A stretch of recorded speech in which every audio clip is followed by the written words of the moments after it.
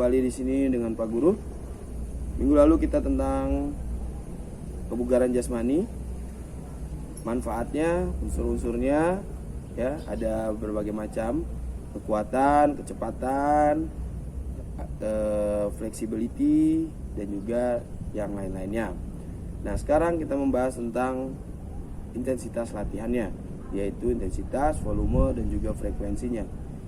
Ini bertujuan untuk kalian melakukan latihan kebugaran jasmani itu dengan tahapan-tahapan yang baik, serta pengulangan yang baik, serta beban latihannya yang dari rendah hingga ke tinggi, dengan melakukan volume, frekuensi, dan intensitas yang baik. Mari kita simak materi berikut ini.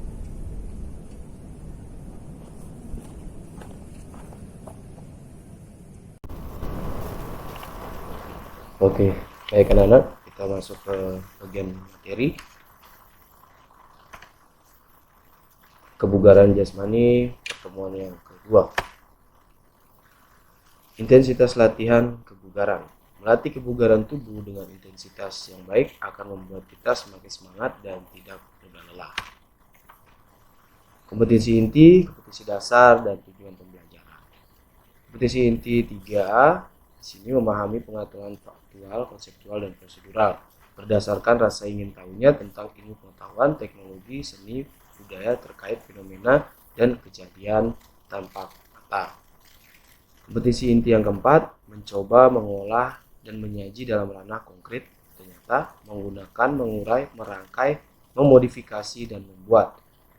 Dan ranah abstraknya, menulis, membaca, menghitung, menggambar, dan juga mengarang sesuai dengan yang dipelajari di sekolah dan sumber yang lain menurut dalam sudut pandang teori.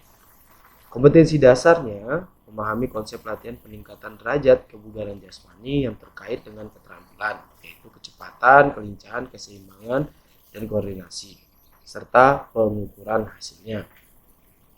Kompetensi dasar yang keempat, 4.5, mempraktikkan latihan peningkatan derajat kebugaran jasmani yang terkait dengan keterampilannya. Tujuan pembelajarannya yaitu siswa dapat memahami konsep materi dan konsep gerakan kebugaran jasmani dan latihan kebugaran jasmani dengan intensitas latihan yang baik. Intensitas latihan kebugaran jasmani, pengertiannya adalah intensitas merupakan ukuran yang menunjukkan kualitas suatu rangsang yang diberikan selama latihan berlangsung atau stimulus berupa aktivitas gerak. Ukuran intensitas latihan dapat ditentukan oleh 1 RM atau one repetition maksimum, atau bahasa Indonesianya 1 maksimal dalam repetisi atau pengulangan adalah kemampuan melakukan atau mengangkat beban secara maksimal dalam 1 kali kerja. Misalnya, dalam kalian melakukan push up, 1 kali repetisinya kalian dapat melakukan 10 kali push up. Itu one repetition maksimum. Jadi begitu kalian selesai melakukan 10 dan kalian melakukan pengulangan lagi 10 kali, itu sudah 2 repetisi atau 2 pengulangan dengan jumlah kalian melakukan push up itu sebanyak 20 kali. Nah, seperti itu. Yang kedua, kalian intensitas juga dapat dilakukan dengan menghitung denyut nadi per menit. Atas dasar usia olahragawan atau usia seorang atlet, dan denyut nadi jantung istirahat dihitung pada saat pagi hari, yaitu setelah tidur. Denyut jantung maksimum sama dengan 220 dikurangi usia. 220 ini adalah denyut nadi maksimal. Berat atau ringannya beban latihan yang diberikan oleh pelatih. Cara menghitung intensitas latihan menurut teori Katz dan McArdle, ya, DNM atau denyut nadi maksimal sama dengan 220 dikurangi umur dalam tahun. Nah, takaran intensitas latihan olahraga prestasi adalah 80% sampai 95% untuk intensitasnya. Ini adalah tabelnya. Nah, di sini intensitas yang rendah sekali, persentase dari kemampuan maksimal 30 sampai 50%. Frekuensi nadi per menit itu 130 sampai 140 kali per menit. rendah itu ada 50-60%, dan frekuensi denyut nadinya itu adalah 140-150 denyut nadi per menit. Sedang 60-75% itu adalah 150-165 denyut nadi per menit. Sub maksimal 75% sampai 85% ini persentase kemampuan usia-usia dini seperti kalian, anak-anak SMP, bahkan juga ada SD yang bisa melakukan persentase kemampuannya, tingkat intensitas latihannya itu sampai 75 sampai 85%, yaitu denyut nadinya 165 sampai 180 denyut nadi per menit. Dan maksimal untuk orang dewasa dan atletis, seorang atlet yaitu 85 sampai 100%, yaitu 180 ke atas denyut nadinya per menit, seperti itu.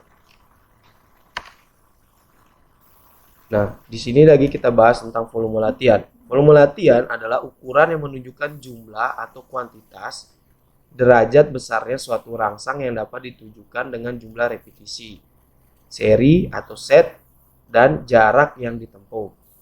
Ini menurut Andi Suhendro pada tahun 1999. Volume latihan adalah jumlah waktu yang dipakai aktif selama latihan. Misalnya kita latihan dari jam 14 atau jam 3 sampai jam 17 atau jam 5. Jam istirahat selama latihan adalah 1 jam. Rumusnya volume latihan atau sama dengan waktu dikurangi waktu latihan. Jadi volume latihan 180 dikurangi 60 menit. Jadi 120 menit, jadi 2 jam latihannya. 60 ini adalah waktu istirahat. WA sama WI itu untuk mendapatkan nilai volume latihannya.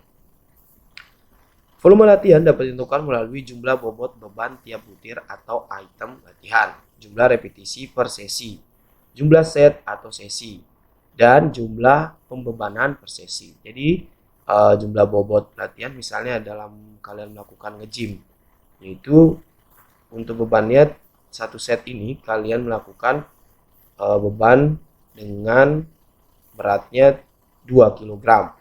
Nah, untuk melakukan bicepnya. Nah, jumlah repetisi per sesi, satu sesi itu kalian bisa melakukan 3 repetisi dengan hitungan 10 kali. Nah, jumlah setnya itu adalah misalnya 3 repetisi itu 1 set, dan 2 setnya itu 3 lagi repetisi sampai 5 set. Berarti ada 15 repetisi. 3 kali 5, 3 kali 5 istirahat, 15 repetisi dengan pengulangannya 10 kali. Nah, jumlah pembebanan per sesi itu dimaksudkan misalnya tiap sesi kalian mau naikkan dari 3 kilo naik ke 1 kilo, naik ke 5 kilo, atau naik ke 7 kilo beratnya beban yang kalian mau setiap sesi itu ditambahkan. Menurut Bomba 99 mengemukakan bahwa volume terdiri dari durasi, jarak atau distance, dan repetisi atau pengulangan. Pada latihan lari jarak jauh ini, yang dikatakan volume beban adalah jarak yang ditempuh dan dinyatakan dalam kilometer dan meter. Pada latihan menggunakan metode interval, volume beban adalah produk dari frekuensi dan lama atau durasi beban dan dinyatakan dalam kilometer atau dalam satuan waktu, menit, detik, dan jam. Ini kalau dalam latihan lari jarak jauh, seperti itu. Frekuensi pada program latihan adalah seberapa banyak spesifik otot atau latihan yang Anda lakukan. Rencana program latihan berfrekuensi tinggi mungkin mengharuskan Anda melatih setiap otot 2-3 kali per minggu. Rencana frekuensi rendah mungkin membuat Anda melatih setiap otot hanya sekali per minggu. Frekuensi penting untuk dipahami karena kita merasa ini adalah salah satu hal terbaik yang perlu disesuaikan ketika membuat perubahan pada rencana. Jika kalian mengikuti rencana latihan dan kalian sudah menemukan progres berkurang atau stagnan, atau berhenti, maka kita pikir menyesuaikan frekuensi itu penting. Nah, jika tubuh Anda terbiasa melatih otot 1 kali seminggu, kemudian melatih mereka 2 kali seminggu adalah variasi yang bagus. Hal yang sama dapat dikatakan sebaliknya, atau dari program frekuensi tinggi ke rendah. Membiarkan lebih banyak waktu di antara sesi pelatihan untuk recovery atau istirahat mungkin merupakan perubahan yang diperlukan untuk terus mengalami kemajuan. Semua itu dikatakan ketika frekuensi berubah, begitu juga volume dan intensitas. Nah, jadi frekuensi ini adalah semakin sering kalian melakukannya atau bervariasi dalam seminggu itu ada 3 kali, atau seminggu itu 1 kali, atau seminggu itu full dalam 6 hari atau 7 hari. Kalian melakukan pengulangan setiap latihan ototnya kalian seperti itu. Push up dalam seminggu kalian melakukannya setiap hari, pagi dan malam, pagi dan sore, seperti itu. Itu namanya frekuensi. Ataupun dalam seminggu itu kalian bisa melakukannya di hari Senin dan hari Minggu, seperti itu, dengan volume dan intensitasnya itu sesuai dengan yang kalian inginkan, seperti itu. Misalnya hari pertama 20, hari ketiga 30, atau hari ketiga itu 25, dan itu meningkat sampai target yang kalian capai dalam 1 kali melakukan push up bisa dapat 50 kali push up dalam 1 kali repetisinya, seperti itu. Oke, kesimpulan. Dengan Anda memahami volume, intensitas, dan frekuensi, Anda dapat memilih intensitas yang tepat pada tiap set latihan kalian.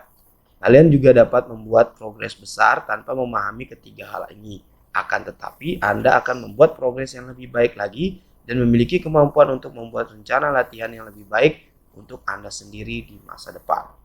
Oke, baik anak-anak, semoga kalian dapat memahami materi ini dan kalian bisa mencoba dengan frekuensi, volume, dan intensitas ini di rumah sebagai pengisi waktu kalian belajar daring. Terima kasih.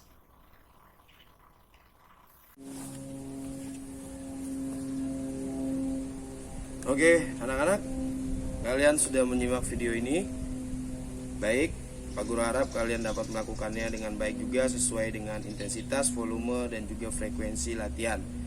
Ini berguna untuk kalian dan juga membuat badan kalian itu sangat baik, sangat bugar, dan siap untuk melakukan aktivitas sehari-hari. Oke, sampai jumpa di